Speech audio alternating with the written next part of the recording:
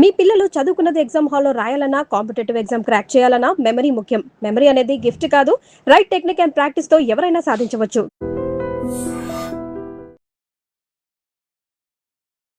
నమస్తే రమ్మగారు. నమస్తే జయ.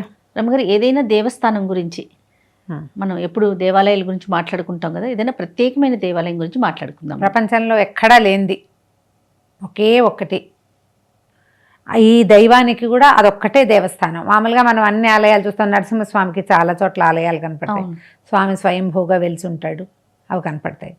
ఇక రామాలయము, ఎన్ని రకాల విష్ణువాలయాలు, శివాలయాలు, ఆంజనేయ స్వామివి, వినాయకుడివి, షణ్ముఖుడివి, అమ్మవారివి కనపడతాయి కదా.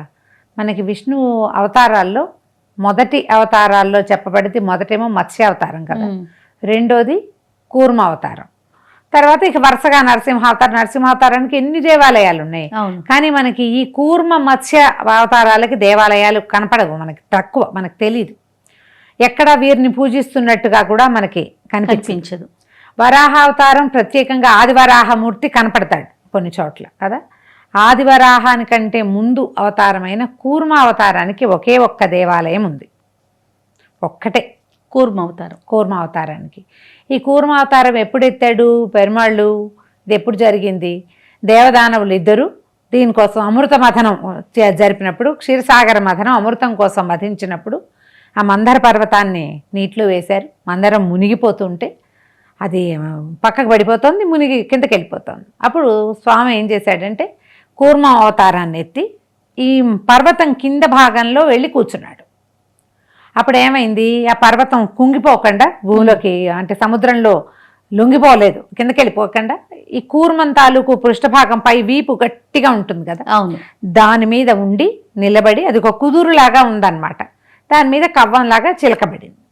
ఆ కూర్మ అవతారం మళ్ళీ మనకి ఎక్కడా కనపడదు.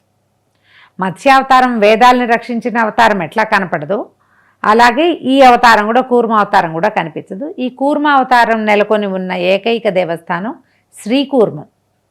ఇది మనం వైజాగ్ నుంచి శ్రీకాకుళం వెళ్ళాక, శ్రీకాకుళంకి కొంచెం దగ్గరలో ఉంది.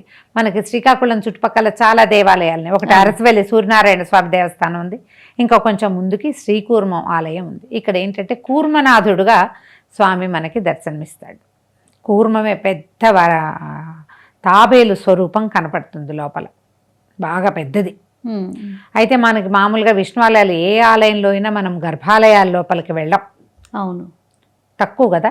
ఇక్కడ గర్భాలయంలోకి వెళ్ళి స్వామిని దర్శనం చేస్తాం మనం, పెద్ద కూర్మాన్లాగా కనపడుతుంది. అయితే ఇందులో ఒక ఐతిహ్యంలో ఏం చెప్పబడుతుందంటే, ఇంచుమించు 11వ శతాబ్దం దాకా ఇది కూర్మేశ్వరుడుగా శివలింగంగా పూజింపబడిందని. 11వ శతాబ్దంలో భగవద్రామానుజులు స్వామివారిని దర్శనానికి వచ్చినప్పుడు ఈయన విష్ణువంశ సంభూతుడు, ఇది కూర్మము అని స్వామివారే, ఈయన మన రామానుజులే తెలుసుకున్నారని, అప్పటి నుంచి ఈయన కూర్మనాథుడిగా పూజించడం మొదలైందని ఒక విషయం చెప్తారు. అది అవునో కాదో మనకు తెలీదు, కానీ ఇలా జరిగిందంటారు. అది కూర్మంగానే కనపడుతుంది. తొలి కాలంలో తెలిసేది కాదట. ఈయన రామానుజులు వెళ్ళినప్పుడు గంధం అలంకరించేసరికల్లా కూర్మం తాలూకు స్వరూపం క్లియర్గా కనపడిందట. ఓహో, అంతకుముందు గంధం పెట్టేవారు కాదేమో మరి, అందుకని ఇప్పుడు మనకి ఎట్లా కనిపిస్తుంది అంటే, ఇప్పుడు కూర్మం ఎట్లా ఉంటుంది, ఇలా బోర్లించినట్టుగా ఉంటుందా, ఒకవైపు ముఖము, రెండో వైపు తోక స్పష్టంగా కనపడతాయి మనకి. గంధంతో అలంకరించి ఉంచుతారు, గంధం సమర్పిస్తారు స్వామికి. చాలా విశేషమైన స్వరూపంలో కనపడుతుంది. ఇక్కడ తప్ప ఇంకా ఎక్కడా మనకి ఈ కూర్మనాథుడు సేవింపబడుతున్నట్టుగా లేవు దాఖలాలు. ఒకే ఒక్క దేవాలయం ఉందన్నమాట.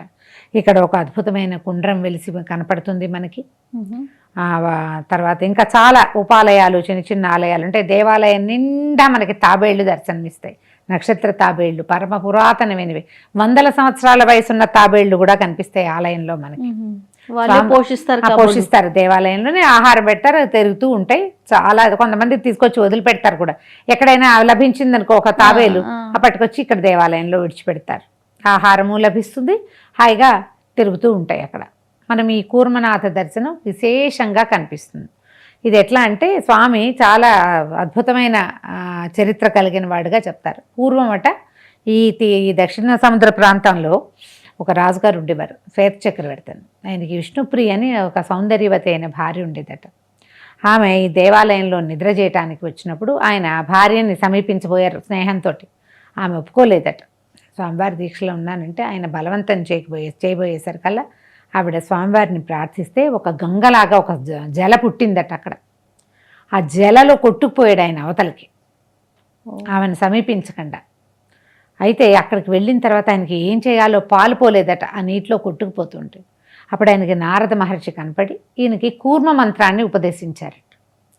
ఆ మంత్రం సాధన చేసిన తర్వాత ఆ జల ప్రవాహంగా కాకుండా పెద్దది తోసేసేది కాకుండా ఒక పాయలాగా కనపడిందట.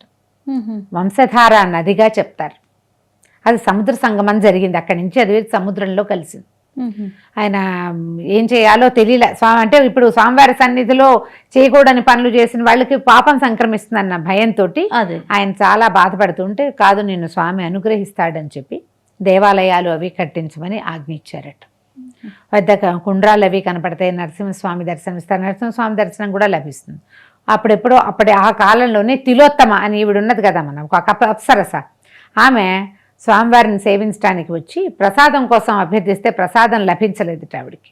స్వామివారి ప్రసాదం లభించలేదని ఆమె చాలా దిగులు పడి ఎంతో తపస్సు చేస్తే ఆమె కాలు దగ్గర నుంచి ఒక జల పుట్టి ఆ జలలో ఇంచి నరసింహస్వామి దర్శనం ఇచ్చాడట ఆమెకి. ఇచ్చి ఈ దేవాలయంలో ఉన్న ప్రసాదం మీద మొదటి హక్కు తిలోత్తమకి ఇచ్చారు. ఒక అప్సరసకి ప్రసాదం మీద హక్కు ఇవ్వబడింది. ఆ కనపడినటువంటి స్వామి నరసింహస్వామి దర్శనం కానీ ఇచ్చారు కదా, ఆ నృసింహకుండంగా ఉన్నది. అక్కడ నరసింహస్వామి కూడా వెలిసి కనిపిస్తారు మనకి. అత్యంత పురాతనమైన దేవాలయం. 2వ శతాబ్దంలో నిర్మించబడింది అది. తర్వాత డెవలప్ చేస్తూ వచ్చారు. మధ్య మధ్యలో కొంత ఆగినా కొంత వేసినా పురాతనమైన దేవాలయం లాగా కనిపిస్తుంది. ఆ లోపల ఒక పీఠం మీద ఈ కూర్మనాథుడు మనకి దర్శనమిస్తాడు. సాధారణంగా ఈ కూర్మ స్వరూపంలో విష్ణువుని ప్రార్థిస్తే ఏం జరుగుతుంది? బ్యాలెన్స్ కోల్పోతాం మనం, జీవితానికి కుదురుండదు. అవునమ్మ గారు.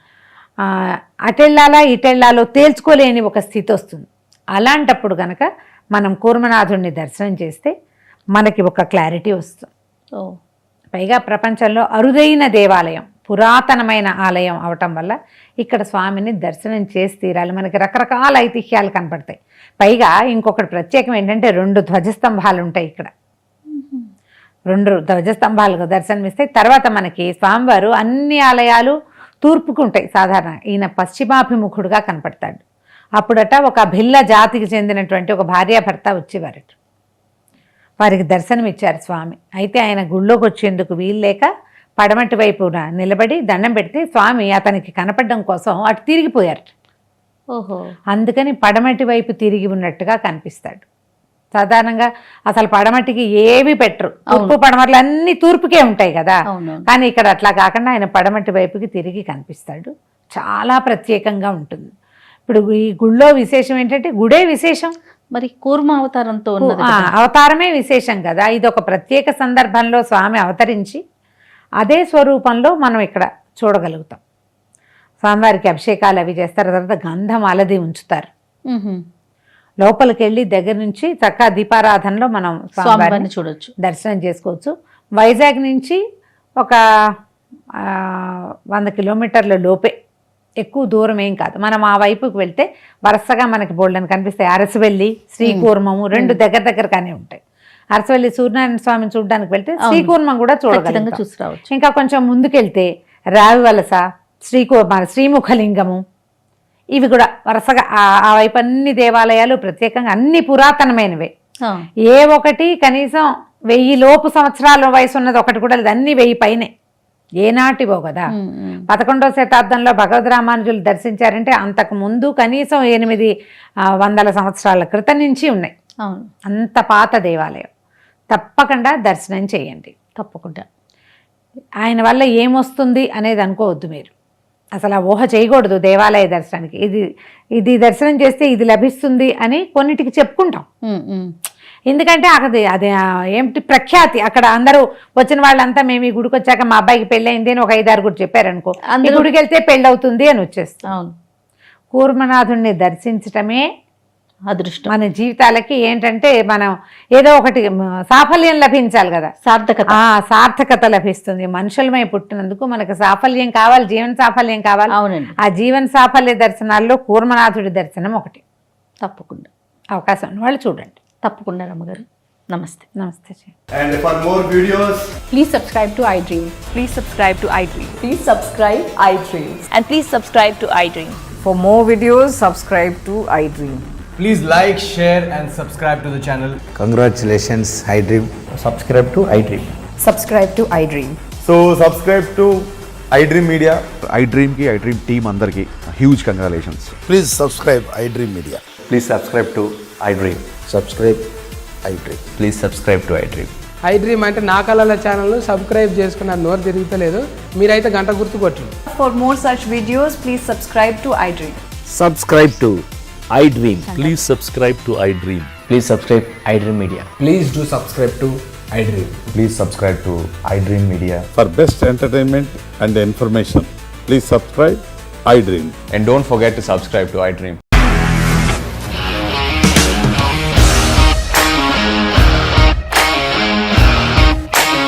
ఇండస్ట్రీలో కమిట్మెంట్ ఇష్యూస్ వస్తే నీకు కూడా వచ్చినట్టు మార్నింగ్ తీసుకెళ్ళాలంటే కొట్టి పడేస్తాడు.